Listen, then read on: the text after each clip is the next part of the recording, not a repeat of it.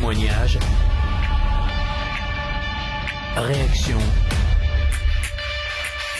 commentaires. C'est la libre antenne BTLV.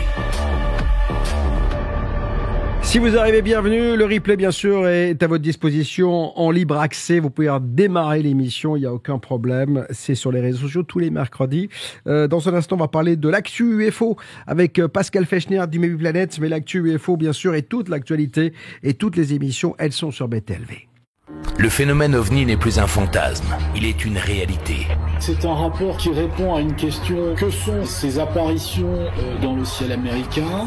Officialisé par le Pentagone américain. Il interroge et pose problème aux armées du monde entier, incapables de réagir face aux mouvements et aux propriétés technologiques de ces objets volants non identifiés. UFOs are real. That's what the report is saying. C'est pourquoi BTLV vous informe, jour après jour, sur le dossier le plus brûlant du siècle. On a des choses factuelles, insensées. On nous parle d'objets physiques. Je crois 80 cas ont été repérés. Qu'en sera-t-il de mes invités? Le gratin de la recherche ufologique est sur BTLV ce soir. Interviews, articles, témoignages, rien ne peut vous échapper. Dans cette vallée, on peut voir apparaître des boules de lumière qui se promènent, qui disparaissent. L'engin avait plané au-dessus de la centrale pendant 6 ou 7 minutes. Parce que ils avaient des caractéristiques de vol inconnues, stationnaires dans des vents violents d'altitude, ils se déplaçaient contre le vent, ils allaient à une vitesse considérable sans moyen de propulsion. L'actualité a jamais été aussi rythmée par des déclarations. BTLV, le média numéro 1 sur les ovnis.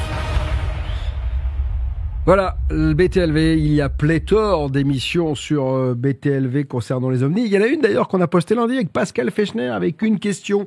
Les choses ont-elles changé? OVNI, les choses ont-elles changé? Parce que effectivement, depuis 1947 et Kenneth Arnold, est-ce que les choses ont évolué? On retrace toute l'ufologie jusqu'à aujourd'hui. Et vous verrez que les choses sont quand même assez dans le marbre. Hein. Donc, Pascal est avec nous. Pascal du Maybe Planet. Salut Pascal! Bonsoir Bob, bonsoir à tous. Bon, bonne année mon Pascal, on est ravis de t'accueillir pour cette nouvelle saison et pour cette actu UFO qui est assez balèze encore une fois. Alors moi, quand je t'ai demandé de venir, j'ai écrit à Pascal cette semaine, j'ai ça va, tranquille, on a quelque chose pour... je croyais que les fêtes, c'était tranquille. Et finalement, on m'a fait une liste de trucs. Il y a plein de choses mon Pascal, hein. Ça ne s'arrête jamais, ce sont les montagnes russes, l'actualité ufologique. Bon, on commence par le National Defense Authorization Act de 2023.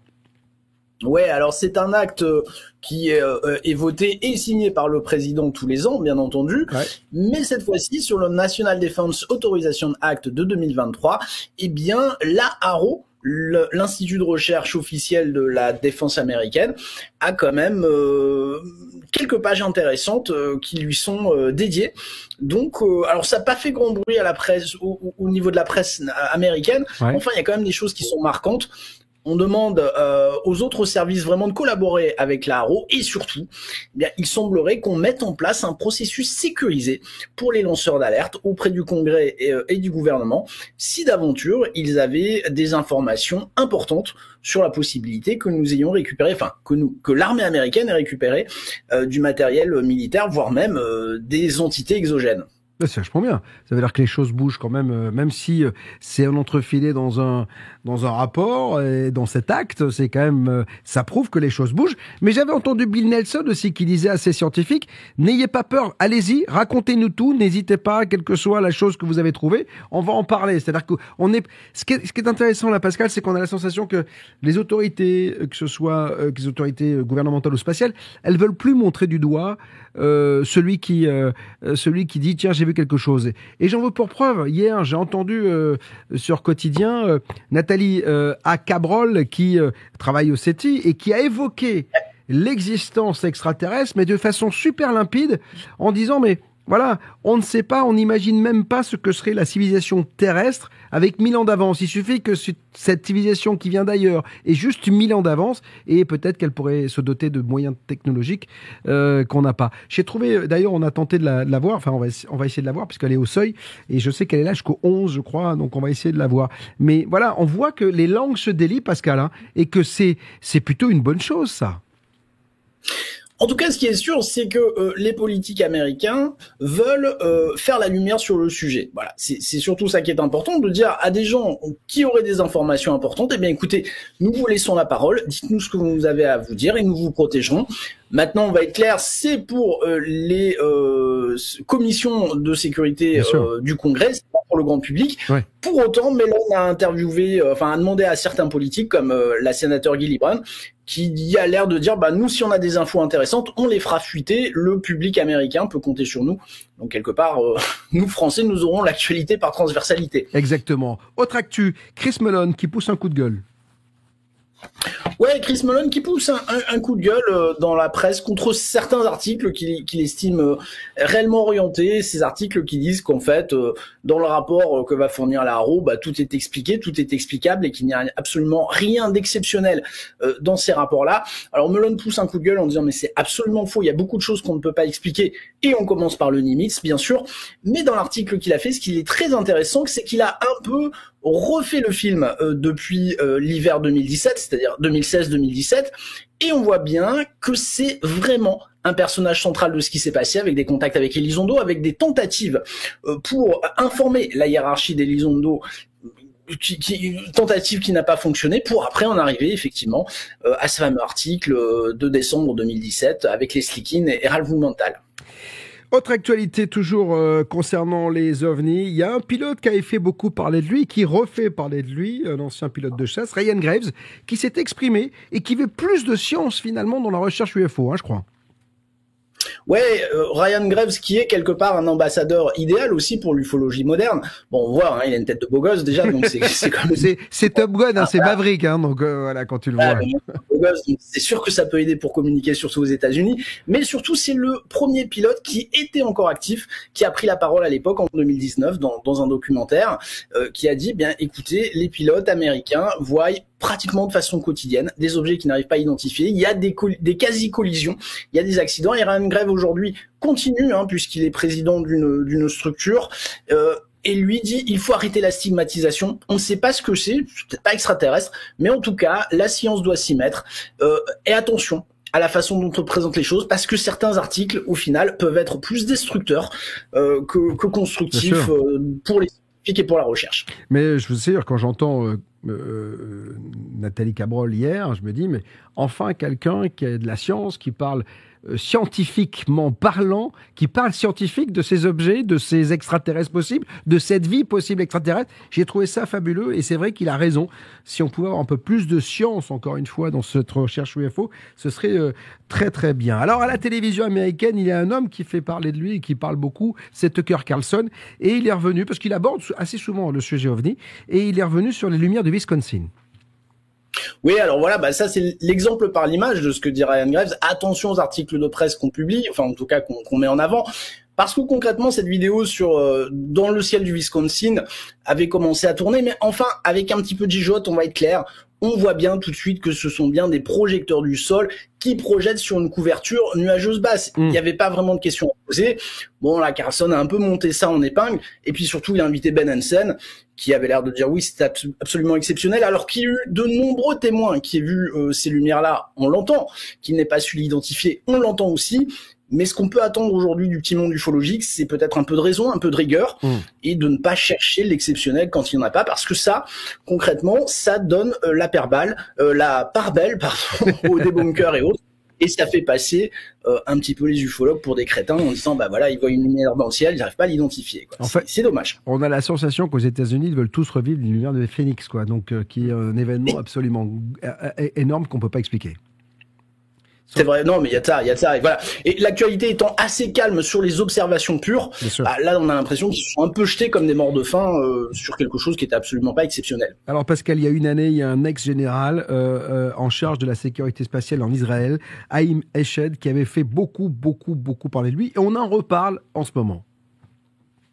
Ouais, alors ça fait 2 ans, puisque c'était en décembre il y a 2 ans, Haïm Eshed qui avait sorti un livre, qui à ma connaissance n'a pas été traduit en anglais ou en français, et qui donnait une interview à un journaliste qui s'occupait plutôt de la chronique du dimanche en général, et des propos qui ont défrayé la chronique, puisque ce général qui est un des militaires les plus gradés de l'armée israélienne. C'est vraiment un héros national en Israël. Commençait à dire qu'il y avait une confédération galactique, que le président Trump était au courant. Enfin voilà, là on avait l'impression de lire un livre de Salah dans la bouche d'un général. 2 ans après, on constate que ces déclarations continuent parfois à être citées, mais enfin, vu les déclarations qu'il faisait, on pouvait s'attendre à un petit peu de bruit, ou en tout cas de manifestation, mais c'est pas le cas, donc on peut se demander quand même ce qu'il en était réellement de ces affirmations. Bon, de toute façon, ça a été la vraie question. C'est-à-dire que après, on s'est tous posé la question, pourquoi un ex-général avec aussi gradé parle. En même temps, après, on s'est vite rendu compte qu'il avait quand même un bouquin à vendre et que, voilà, il y a toujours quelque chose peut-être, mais rien n'empêche peut-être la vérité. Peut-être qu'il a raison, je ne sais pas. Peut-être qu'au gouvernement américain, il y a des entités qui viennent de la Confédération Galactique. On aurait bien aimé qu'il apporte un début de preuve. Voilà, après, on a beaucoup de gens ici qui viennent nous en parler et on en aura encore durant le mois de janvier. Et moi, je ferme pas la porte tant que j'ai pas de preuves dans un sens ou dans un autre. Mais effectivement, il a fait beaucoup parler de lui et ça continue visiblement. Alors, tu voulais finir cette actualité UFO avec une séquence nostalgique qui va nous ramener au Mont Bugarache, entre autres. Ouais, c'était il y a déjà 10 ans. Il y a déjà 10 ans, le 21 décembre 2012, rappelons-nous, le calendrier Maya, on devait tous mourir, et puis la seule solution pour s'en sortir, c'était d'aller à Bougarak, ce monde dans l'Aude. Et puis bien sûr, séquence émotion, on se souvient tous avec une certaine tendresse de ce Christ cosmique que certains appelaient le triste comique, ou le Christ comique, ça dépendait, Sylvain Durif, qui nous a bien fait rire et qui continue à bien nous faire rire. On espère qu'il va bien, on n'a pas de nouvelles, alors peut-être qu'il est parti dans les étoiles avec ses amis, allez savoir. Alors c'est marrant parce que moi, le 21 décembre 2012, j'étais à l'antenne d'Ado FM où j'avais pour la première fois, ça faisait que quelques mois que j'avais lancé l'émission, on avait attendu minuit, en se disant on va tous mourir, puis finalement, Dieu merci, 10 ans après, on est encore là. Et on avait eu Sylvain Durif en interview, et je me souviens, il m'avait fait beaucoup rire parce que il voulait que ce soit en Mondiovision l'interview. Donc je lui avais dit pas de problème, j'avais dit à Mathieu qui était à la réalisation, et je lui avais dit Mathieu, est-ce qu'on peut passer en Mondiovision? Il me dit oui, c'est bon, on y est. Et je dis Sylvain, c'est bon. Il me dit c'est bon. Alors on fait l'interview. Voilà. Mais c'était un personnage en couleur. Et la dernière fois que je suis allé à Rennes-le-Château, je l'ai vu. Donc Sylvain Durif. Il me semble l'avoir croisé aussi. Il est tout le temps là. Donc voilà, il est tout le temps là. Entre Rennes et Bugarache. Mais c'est un fou chantant, c'est un fou gentil. Moi j'aime beaucoup ces gens-là qui sont pleins de poésie presque. C'est-à-dire tant ils sont dans des lignes. Et pas con en plus, parce que quand tu discutes avec lui, il a plein d'informations. En tout cas, il est sincère dans ses propos. Merci en tout cas Pascal d'avoir ouvert cette année 2023 avec toute cette actualité UFO. Le Maybe Planet, bien sûr, vous pouvez y retrouver toutes ces infos. Vous avez les articles, etc. Donc merci infiniment. On te retrouve dans 15 jours ou 3 semaines parce que il y aura pas de libre antenne pendant 2 semaines. Il n'y a pas de libre antenne. La semaine prochaine, on aura Patrice Pouillard pour évoquer les anciennes civilisations humaines avancées. On se demande si elles ont été là et si elles ont existé. C'est la question que je lui poserai. La semaine d'après, on aura les ovnis du passé, la diffusion d'un documentaire signé David Gallet. Et avec lui, on parlera bien sûr de ces ovnis du passé juste après. On avait fait ça l'année dernière, vous vous rappelez, avec Aravillier, avec quelques documentaires. Et le documentaire Les ovnis du passé est super. Voilà, et c'est magnifique. Donc ce sera dans 15 jours. Et puis dans 3 semaines, on aura une libre antenne avec le retour de Jocelyn et mon Pascal qui fera l'actu UFO. Alors moi, je ne serai pas là puisque je serai absent, mais ce sera Tom qui sera à ma place pour cette actu UFO et la libre antenne, bien sûr. On vous embrasse, mon cher Pascal Fechner. On vous retrouve donc dans 3 semaines. Merci beaucoup à vous. Et puis vous qui nous écoutez, sachez qu'on arrive au terme de cette libre antenne de rentrée. Merci, mon Jocelyn. Ça a été un vrai plaisir de 3 semaines. Voilà, on se retrouve dans 3 semaines. Toutes les émissions, les nouvelles sont sur btlv.fr. Il y en a plein, et notamment celle avec Pascal Fechner qu'on a mis en début de semaine. Depuis 1947, finalement, les choses ont-elles changé du côté de l'ufologie. Merci à vous de nous avoir suivis. Partagez cette émission. Abonnez-vous à BTLV, on le rappelle. Depuis début septembre et cette 10e saison vous offre tous nos abonnements sans engagement. Et même si vous passez... Donc, si vous décidez de vous abonner au comptant, on vous offre 2 mois. Merci à tous. Merci à Mathis d'avoir réalisé cette émission. Merci à Noémie de l'avoir préparée. Marie-Laure d'avoir été au support toute cette journée. On a Juliane, on a Mathilde, tous les gens qui sont derrière et qui font de ce média celui que vous aimez tant. Juste, j'ai mis les liens pour l'enquête de satisfaction. Allez dans le chat. Vous voulez nous aider à améliorer BTLV. On a besoin de vous. Salut. Témoignages, réactions, commentaires. C'est la libre antenne BTLV.